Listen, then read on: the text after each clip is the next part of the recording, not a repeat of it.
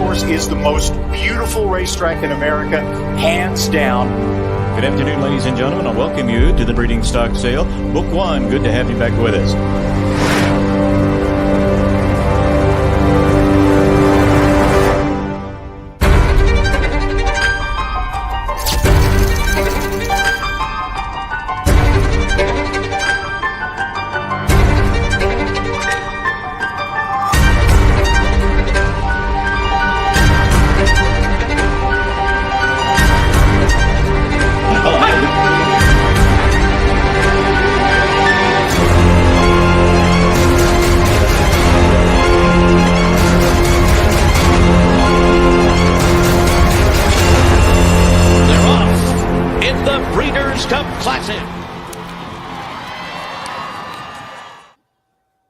So who's ready for 2022? Welcome everybody to the Keeneland Look Ahead. I'm Jeremy Plonk from Horse Player Now. We're going to be here the night before every evening's race card, 8:30 Eastern, to take you through the program, give you a look ahead of what you can expect on the racetrack, maybe a look at the weather and situations that are arising on the current racing day that we can put to play on the next day that you're playing. We know people like to handicap from home, and I welcome you into my home, in my little racing corner of the world, as this is where the magic happens, I guess, if you will. We handicap just like everybody else. We've got the past performances. We've got the sheets. We're digging into the race replays, and we're using a lot of the free tools available at Keeneland.com. Just a great resource. Back in 2008, I started working with Keeneland during the Polytrack era to help research and figure out what we can do with that newfound surface. We created something called the Handicapping database, and it's still available there on the Keeneland website. Basically, it gives you the results of every race and a ton of great information that you can use. You can download it into a spreadsheet, all free, simple to use.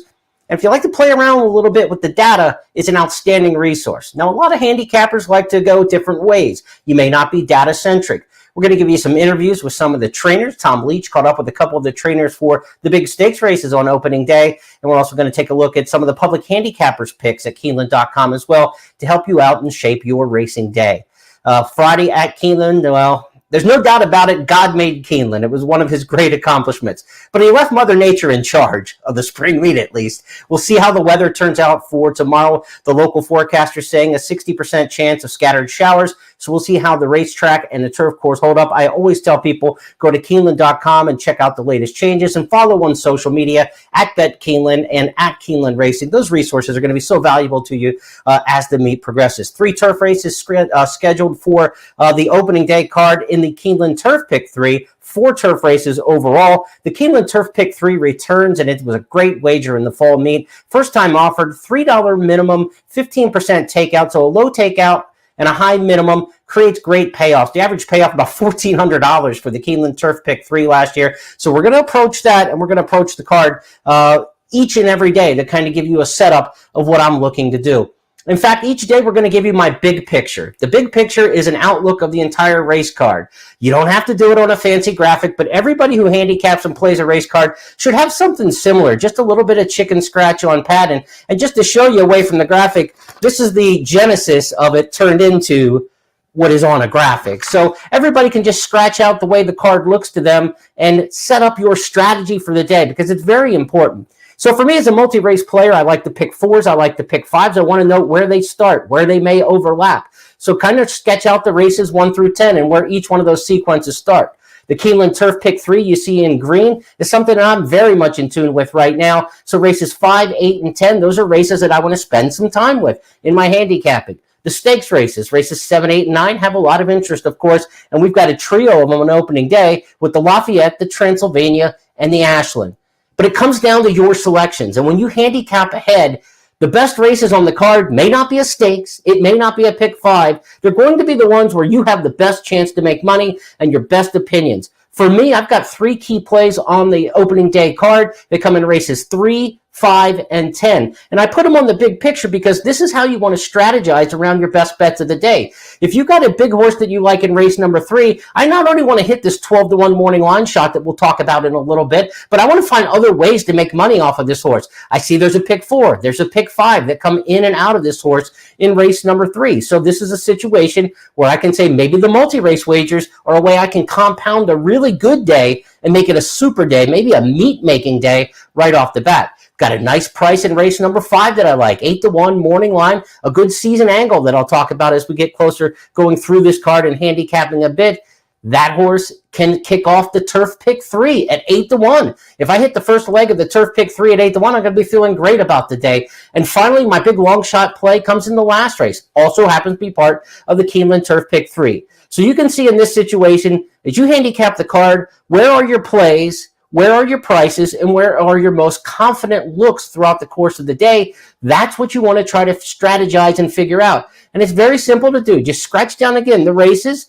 Mark down the horses you like, the morning line odds. If you think they might be higher or lower than the morning line, feel free to change it up a little bit and think that a horse who might be 3-1 in the morning line can be your best play of the day because you think that horse possibly should be like a 6-5 shot.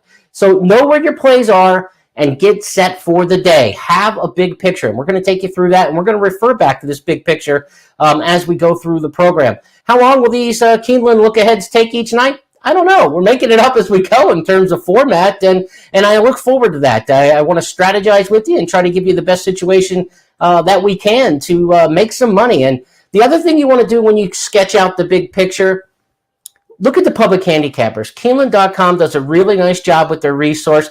Find out where the common opinions are. This is the opening day grid, as we call it, the consensus handicappers grid. You can get these selections at Keeneland.com under the handicapping section. There are other great handicappers who provide great analysis on the website. There are 5 of us, Scott Hazelton, Tom Leach, myself, Gabby Gaudette, and Kim Nelson, who are part of the handicappers consensus box. It allows you to see everything at a glance. And if you look across, let's just take race 2, for example. You've got the 5 on top for Scott, the 9 for Tom, the 7 for me, the 12 for Gabby, and the 1 for Kim. 5 different handicappers have 5 different horses picked. That tells you, even if you're not a seasoned horse player, that should tell you that this race is wide open, that you could find 5 people who handicap and do it,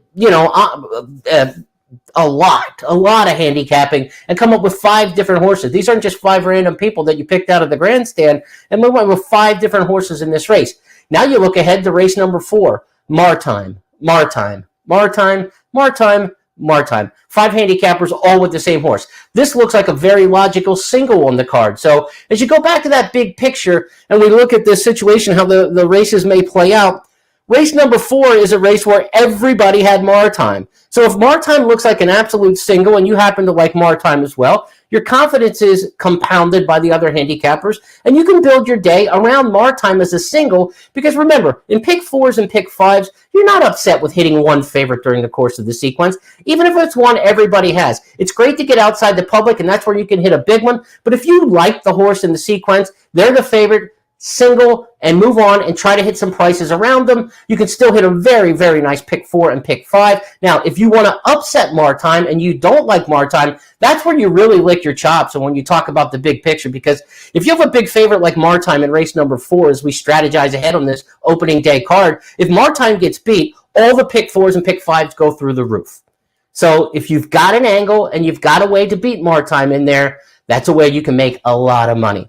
Let's handicap some of the races for you, and we'll just go through them 1 through 10. We've got a 10-race card. It's going to start with the 2-year-old maiden special weight dash, and this is Wesley Ward country, right? I mean, everybody who knows Keeneland knows that Wesley Ward wins the races at Keeneland for the 2-year-olds. I'm not telling you anything you don't know. He's got 2 in here. Dominica, who is a full brother to Lauban, a Grade 1 winner, and a horse who was good right out of the block. So Dominica probably is the one to beat. Insanity, it seems. The 7 is the other Wesley Ward in here, and I think that's probably where the public will end up with those 2. You do have a newcomer to the Keeneland 2-year-old scene, Luis Mendez, bringing horses in from Santa Anita. He's done a really good job on the West Coast with the early season 2-year-olds. He's got the 9 King Adrock and the 5 I'm a Freaky Fast. Maybe one of those 2 can pop in there and split up the boards, but think about this. There have been 62 baby dashes, as I'm calling them, the 4.5 furlong 2-year-old races. Since Keeneland went back to the dirt in the fall of 14, spring of 15 would have been the first year on dirt for the 2-year-old since the return to the new surface. 62 baby dashes. Wesley Ward has won 35 of them. John Hancock, who has the 1 in here, Most Treasure, has won 7. He's the second winningest trainer in the baby dashes. 35-7. Nobody else has more than 2. We probably spent too much time on race number 1. It's probably just Wesley Ward and move on. And when you think of your pick 4s and pick 5s, if you've got Ward right there off a single off the bat, you can start to formulate this and see, okay, we've got a big favorite in race number 4. We've got Wesley Ward with a logical big favorite probably in race number 1. Those are 2 major favorites. Now we're looking at a pick 4 and a pick 5 that may not pay huge. So you want a focus ticket or you want to try to find some upsets somewhere, but you don't want to be putting $40, $50, $60 worth of combinations into a pick 4 or a pick 5 where there are 2 standout favorites. And it looks potentially in the first pick 4 or the opening pick 5, I should say, on races 1 through 5, that we have the potential for those 2 big heavy favorites to keep the prices down.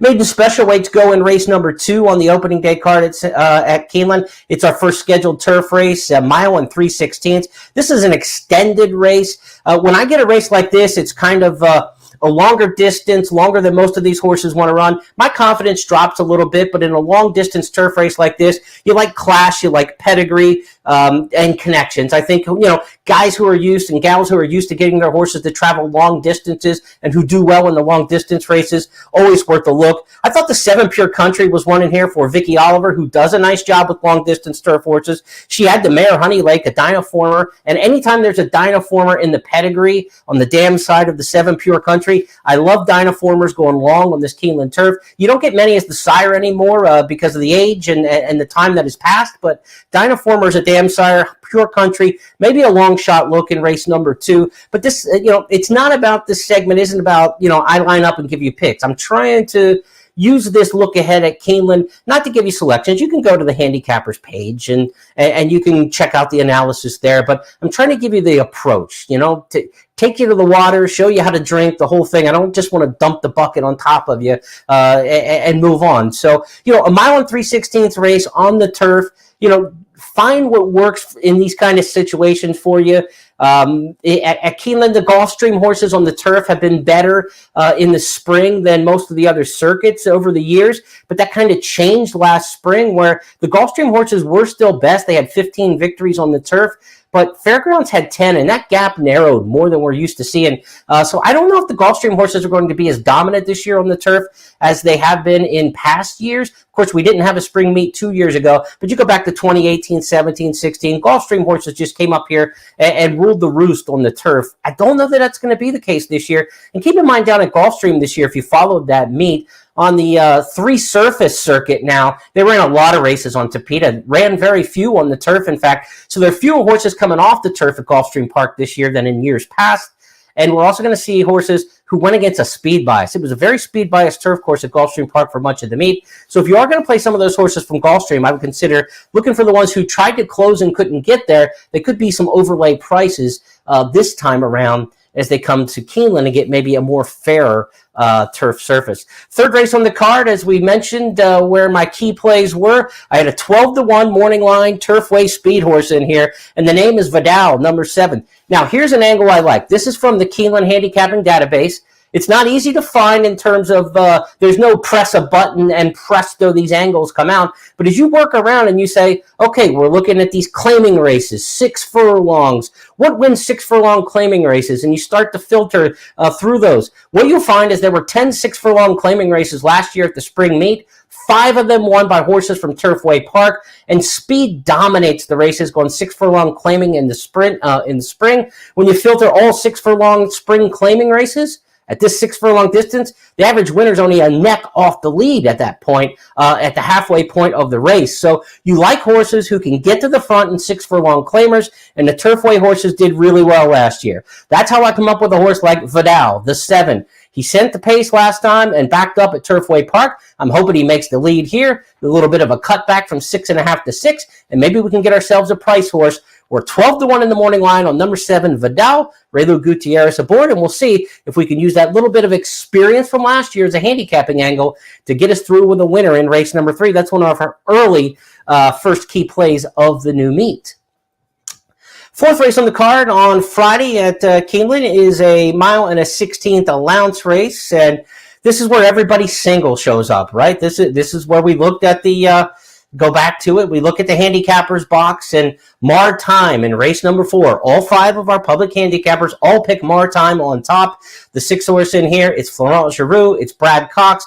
It's everybody's single probably in terms of looking for a single. You've got the Wesley Ward horse in the opener. You've got 2 Wards to pick from there. And you also have 2 Brad Cox horses to pick from here with Malibu Marie as well. But Maritime looks like the stronger of the 2. Brad Cox's horse do just a fantastic job. 36% according to the BetMix database when I looked this up. BetMix, a great resource that I use as well. A mile and a 16th races at Keeneland. Brad Cox has won 24 of them on the dirt, most of any trainer. One more than Kenny McPeak. But the percentage, 36%. That's a fantastic percent. So Brad Cox's horses, and when you think about it, right, they're not just numbers in your head. They've got to make sense. And you think about a Brad Cox horse, typically, early speed, and at the top of the stretch, they have an ability to re-break and finish the deal. Then you think about what is a Keeneland mile and a 16th race. Short run into the first turn, they come around the far turn, and they finish at the 16th pole finish line. If you can re-break at the top of the stretch and you only got to get to the 16th pole, you can see why Maritime and other horses for Brad Cox can be so effective at a mile and a 16th. So I expect Maritime to be very tough in here. A debut winner here last fall going 6 furlongs, so there's no question over the track. And last time out, Maritime, this is what's going to stand out to a lot of people. Second to a filly named Lady Scarlet. She came back to win the $100,000 Cicada next time out at the Cicada at Aqueduct. So Maritime comes out of a really good race. But again, it's not about, oh, you picked the 3 to 5 shot. Great. That's not the point of the exercise of talking about race number 4. It's about applying a stat to common sense and what you see. You know, the numbers back things up. The numbers just don't come out of thin air and then produce themselves on the racetrack. And I want people to think critically like that of why is this number the way that it is? You know, why does this jockey win at 6 furlongs, say? Well, maybe they're a very good gate jockey, right? And why is another jockey so good in longer distance races? Because they finish stronger. There's usually a skill set to go with the statistic, and that's your job as a handicapper and a horse player to observe. It's the greatest game of observation on the planet, handicapping the horses. Have you seen something? It's like the old kids game, concentration. Have you seen something before, and can you reproduce where it's at again? 5th race on the card, opening day, is a turf mile allowance, and this is where one of my second key plays of the day came, and this is an 8-1 turf miler making the season debut. Now, why would I want a horse making a season debut? Hasn't run. We're already to April 9th or April 8th when we get to opening day. Listen to this stat. Of the 67 spring turf miles run at Keeneland and Allowance Company, 33 of them have been won by horses. 33 of 67, almost exactly half, have been won by horses who haven't been out yet this year. That tells me trainers take a look at Keeneland. They aim for this spot. They bring their horses up to it. And a turf mile is one of those races that from an endurance standpoint, it doesn't go super fast early, and it doesn't require a lot of stamina to get the mile trip. So again, put a stat to common sense. Why would a turf mile produce so many horses who come off the long layoffs? The pace isn't as fast as a breakneck sprint, and we're also looking at not a long distance that less stamina could be popped into. So look for the horses coming off the long layoff here. There's only 2 in this race, Rochambeau and Red Hornet. So Rochambeau and Red Hornet, to me, is where I kind of start my handicapping, because of those horses who come off the long layoffs, they average a really nice price. I believe the average price on these horses is 7-1, looking at my papers and stats, of those horses who win 33 of 67 off the layoff. If I can go 33 of 67 and get 7-1 on the average winner, I can do some damage with something like that. And that's why this becomes a key play today. There's only 2 horses in this race, race number 5, Rochambeau and Red Hornet, who last time out ran in 2021. This is their first start of the year. So to me, it's a 2-horse handicapping exercise if you're trying to play the angle. And Rochambeau looks like the stronger one on paper to me. Good stats for Cherie DeVoe, the trainer, off 180-plus days. She's 5 of 15 according to the DRF stats. I like that angle a bit more. And on form, Rochambeau just looks like a better horse. Gelded since the last start. There's a lot of good angles to move forward. I'm going to try my shot in race number 5 with the 8, Rochambeau. Now, I get it. Chad Brown's in here with Supply Chain, a debut winner. Absolutely could win the race, but you're not going to get a price. And so if you're looking for value, try to find some of these angles that can get you outside of the public. Again, I publish things like this on the blog. You'll see it on my stats blog at Keeneland.com. And and it will come up in these kind of podcasts, but these are still out-of-the-box kind of ways of thinking that can get you prices. And sometimes I default to favorites. I told you, race number 1, right? Wesley Ward, turn the page. I'm not going to try to fight that. But when I have a situation like in race number 5 where I've got a horse I like, a good trainer angle, I love the horses off the layoff, first time of the year, average winner's about 7-1, and it doesn't look like Rochambeau is going to get bet that hard. I mean, even in worst case scenario, maybe you're looking at 5 or 6-1. I think we'll get a decent price. Let's go to race number 6 on the card, opening day at Keeneland. This is a 3-year-old, 7-furlong maiden special. You know, 3-year-olds at this time who haven't broken their maiden yet, you get a lot of inexperienced horses mixed in with horses with some experience. And the first-time starters in these kind of races can be effective. But, I tend to like horses with some experience, especially going the 7-furlong distance. So the numbers tell me look for horses with a bit of experience in here. But this is a feast or famine kind of race. We've had 22 of them in past spring meets. We've had 9 favorites win, so that's 41%. But we had 7 winners pay $20 or more. So the public's either really got it in this race and there's kind of a standout from a big barn and everybody jumps on him, or it's something a little bit kooky and off the wall. I'm not quite sure which way it goes, but I thought American Pyramid had a look in here for Wayne Catalano. Wayne's had a struggle this year. He's only had 1 winner on the campaign, but first time Lasix, American Pyramid, some good speed. Has the 1 start, now goes second time out. I might take a little shot in there, but it's not a race I'm going to get overly excited about in race number 6. So again, that's where you look ahead when I talk about, the big picture. Where are your key plays? And if I'm not really wild about race number 6, and that starts to pick 5, now I'm looking at, okay, this ticket could start to get expensive. If I'm spreading out in race number 6, I'd better have some opinions in races 7, 8, 9, or 10 if I'm going to do any damage on the late pick 4 and late pick 5. You can see 2 of my 3 key plays are in races 3 and 5 in the early part. So the second half of the card may be very attractive and maybe more attractive to you with stakes races and the late pick 4, which will have a $200,000 guaranteed pool. But if I don't match up my picks with the sequence, then I can't get invested as heavily as I would earlier in the card. But think about it this way. Let's say you have $100 to bet on the day. You don't want to be betting $10 on all 10 races. That's a terrible way to strategize. You want to put the most money on the races where you have the strongest opinion. So take a little breath. I need to take a little breath. The beverage of choice tonight is Earl Grey tea. I'm sure my Kentucky family is very, very disappointed in me that it's not bourbon in there, but that's for maybe after the races. We're handicapping ahead tonight, so the bourbon will stay in the cabinet for a little longer. We go back and take a look at the Lafayette Stakes next. Is going to be on the card. Lafayette Field for you from the good folks at Keeneland. Lafayette Stakes is race number 7 on the card, and the 7th race on the program, Lafayette, 7-furlong race that used to be a part of the Keeneland Spring, but the race went into mothballs back in 2008, was reinstituted in 2015 in the fall meet for the Breeders' Cup as an undercard race that week. Now back on the Keeneland Stakes schedule, so we're going to see what we've got here in the Lafayette in terms of straight-up handicapping, because for me, as a stats and trends player, there's not a lot you can do with a particular race like this that hasn't been run in the spring meet since 2008. But I can tell you this, one of the factors that I like is the cutback in distance angle. You hear it talked about a lot.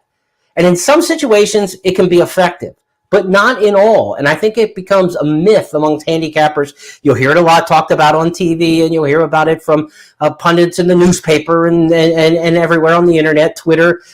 Cut back to a sprint, route to sprint, route to sprint. It works in some cases, others it doesn't. You've got to look at it more granularly and see in what situations does the cutback route to sprint work. In Keeneland 7-furlong stakes races, it hasn't worked very well at all. There's been 31 of these run at 7 furlongs on the dirt since the return to dirt back in 2014. 31 Keeneland 7-furlong stakes races. 2 winners cut back from a 2-turn route race to win any of those. 29 of the 31 winners came out of races around 1 turn. So as you look through the past performances for the Lafayette Stakes, you see number 1, Osborne, number 4, Surfer Dude, the 6, American Experiment, the 7, Barassa. 4 horses in this race are trying to cut back from a 2-turn race and run in the sprint ranks. To me, 29 out of 31, it's a fairly good sample size. It's pretty strong. Unless you really like one of those 4 horses on paper, they become tosses. Now the 11-horse field becomes a 7-horse field and a lot easier to handicap. Again, these are the kind of processes. How can you eliminate horses and get them off your past performances to make the handicapping chore a bit easier? In the Lafayette, I am a big fan of Teano Twist. His race here last fall was sensational. He was a very experienced 2-year-old. He ran a lot last year, 9 times. And it was his, 7th start by the time he got here for the Keeneland Fall Meet. But he was absolutely dominant. He looked fantastic. And I think he was like one of the best sprint 2-year-olds last year among the crop. He's only had 1 start this year, a 2nd-place finish behind Chattelot. You say you lost an allowance race in the return, but Chattelot was the winner of the Sugar Bowl Stakes down at Fairgrounds this winter. So that was a good race that Teano Twist ran in. I like him in the spot. I like the outside post.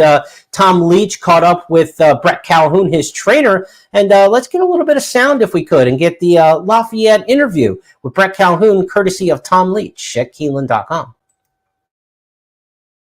Trainer Brett Calhoun will saddle Teano Twist in the Lafayette Stakes, returning to the Keeneland Spring Meet Stakes schedule. Tell me first how he's coming up to this engagement at Keeneland. He's coming to it really well. We freshened him a little bit over the winter, gave him a little breather. He had run hard as a 2-year-old and taken it very, very well. We backed off him for a short while. We're able to get him back going this winter, and we're very fortunate to find a prep race at the fairgrounds for this race, which has been on our schedule for a long time. So everything's gone like you'd have wanted it to go. And we were happy to get the prep race and looking forward to Friday. I haven't got a chance to look at the field much, but pole position wise, I probably would have chose something a little different, but being as the weather might be a little rough that day, maybe it's not gonna be a bad spot after all. Did you get everything out of the prep that you needed? I did. Got a great race out of the prep. We got everything we wanted. The only thing we didn't do was win, but it was a great prep. Looking forward to this race. You know, with 8 first or second finishes in 10 starts, he's been amazingly consistent for you. Is there anything that's a key element to getting him to run his peak? No, honestly, he's just a really solid horse that's very, very consistent. He had me frustrated his first couple of races. First race at Keeneland, I thought he'd win and just made some mistakes, got himself beat. Kind of did the same thing the second time. We castrated him after that. I think he showed me and ran his poorest race after that, but bounced back and put things together after that and been very, very consistent since then. He's just a horse that you would love to train and own. He's been very healthy, very sound, and been very consistent, and then has a lot of talent to go along with that. The other horse to watch, of course, is My Prankster. Probably goes favored in the Lafayette Stakes.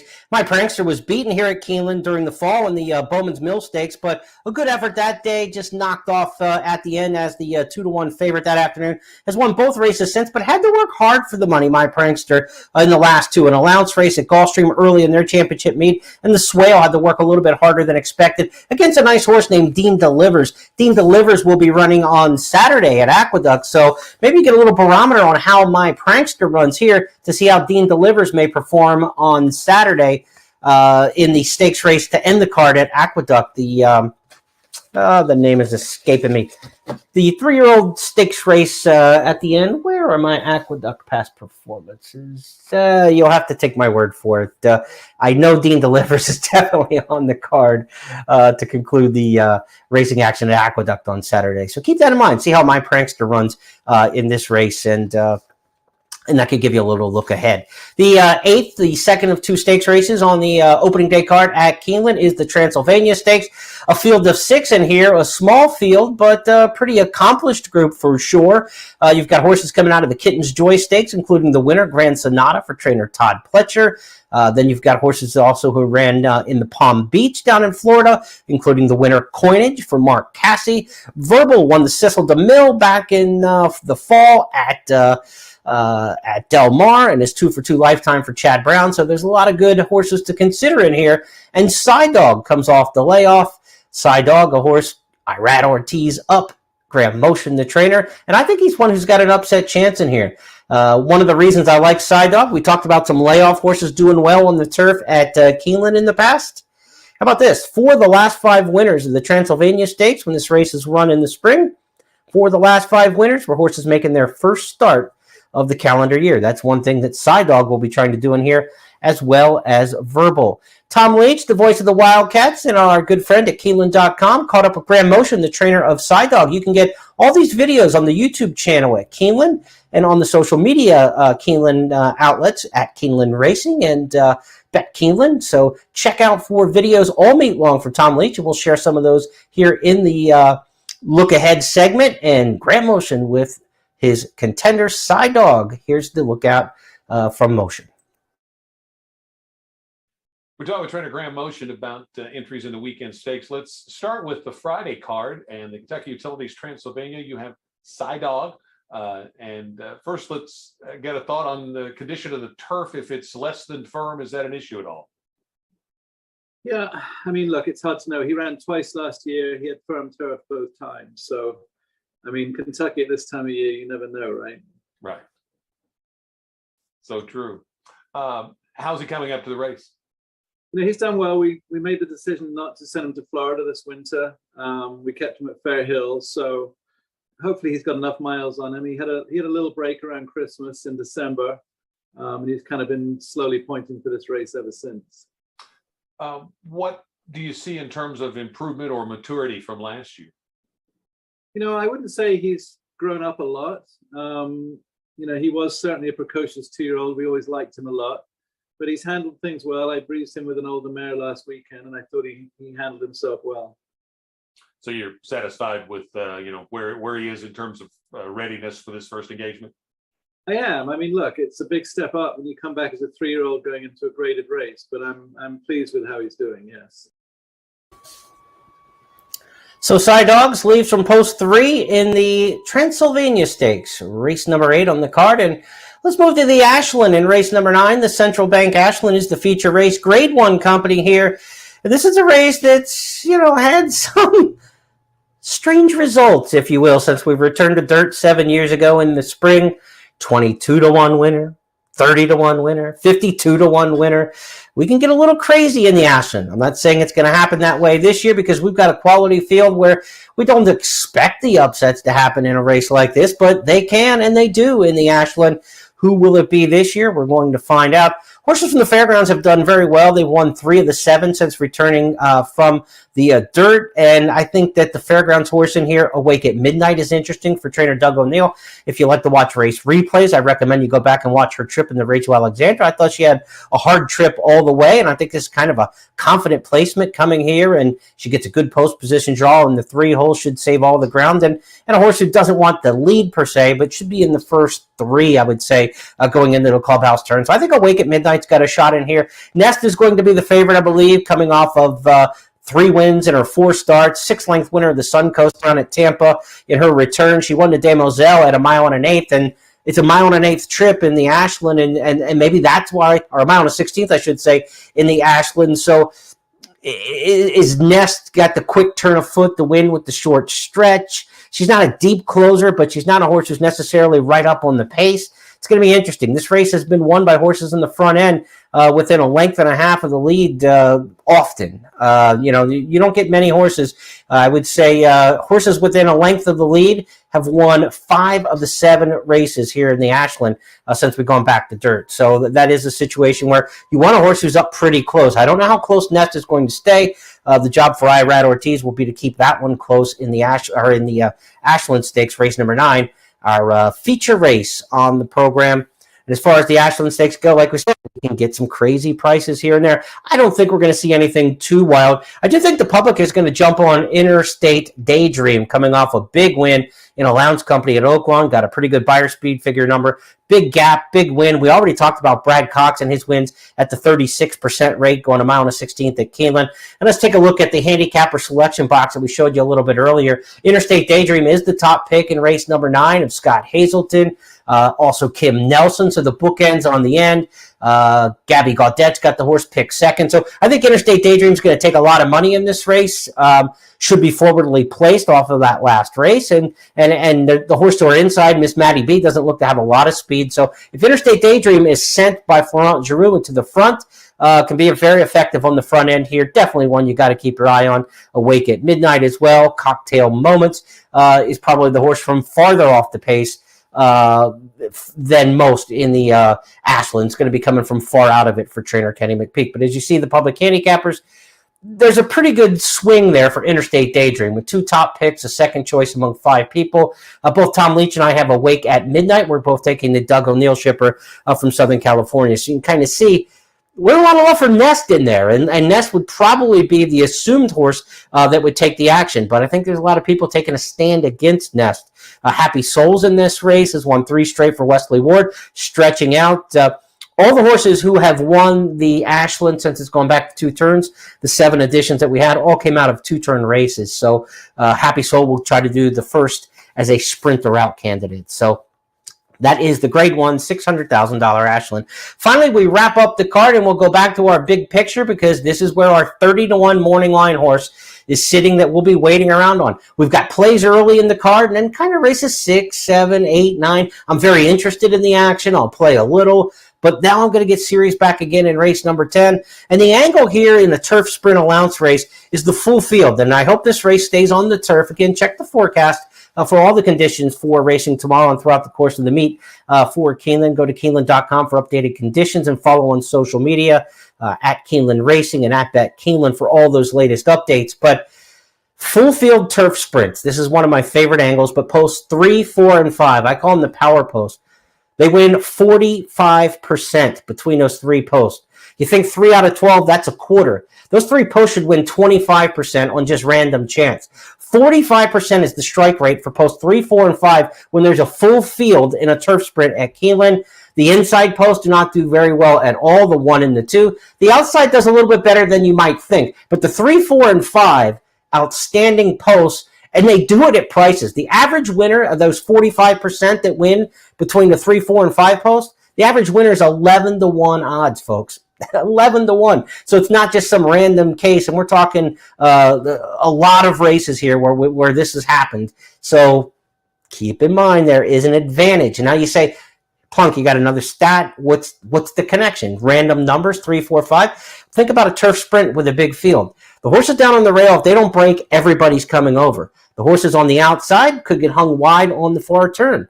So think about the 1 and the 2 get smashed down going into the turn. Who's going to take the next step up? 3, 4, and 5. And if those horses are any good or fire their game at all, they default into really nice trips in these full field turf sprints. So keep that in mind. The 3 is Angel Palm, first time in the U.S. for trainer Brad Cox. The 4 is Lemos Cuno, and that was my upset pick for Eduardo Caramori. And the 5 is Mamba Wamba. So the 3, 4, 5 have the power posts, as I like to say, in that allowance race in race number 10. And I'm going for the upset, Lemos Cuno. This horse ran at Keeneland last fall, got beat a length with Sophie Doyle aboard at 19-1 odds. A better draw today than that draw in the 7 hole. Now in post 4, barring any scratches.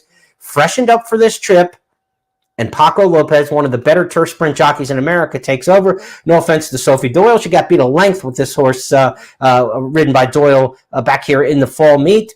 I'm taking a chance. 30-1 in the morning line. Paco's a very good turf sprint rider. There's a great post position there. Of course, you're going to respect Brad Cox in the 3 hole and Brian Lynch, who's a very good turf sprint trainer at Keeneland in the 5 hole. Those are obvious horses that you want to use. The 10 Spicy Marg makes all the sense. Big winner last time in the fall meet here at Keeneland for Wesley Ward. Nobody wins more turf sprint races than Wesley Ward. This is his kind of card. It starts off with a 2-year-old race. It ends with a turf sprint. Wesley Ward could very well bookend the card, Spicy Marg winning the finale. But I'm going to take my chance with that big 30-1. And if Spicy Marg wins, I'm going to make sure I've got that 30-1 in second for some exactas. And I'm also going to take that 30-1 that I like, the 4 horse in the finale, and play her third in the trifectas, Spicy Marg overall. And if my horse runs good, the post position moves forward, gets beat a length again like she did in the fall meet at a price, maybe she can get third at 30-1 and jack up the trifecta in a good finale and a great way to finish the card.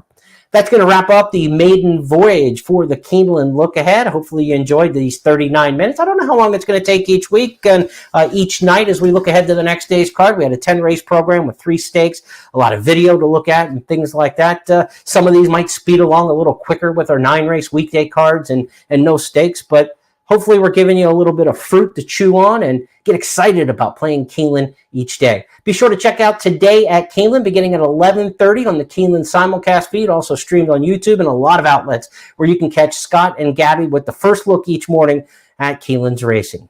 On behalf of everybody around the country who's playing Keeneland, we want to wish you great luck on Friday, opening day at Keeneland, and we'll be back tomorrow night, every night before the races, 8:30 Eastern. I'm Jeremy Plonk. Have a great night.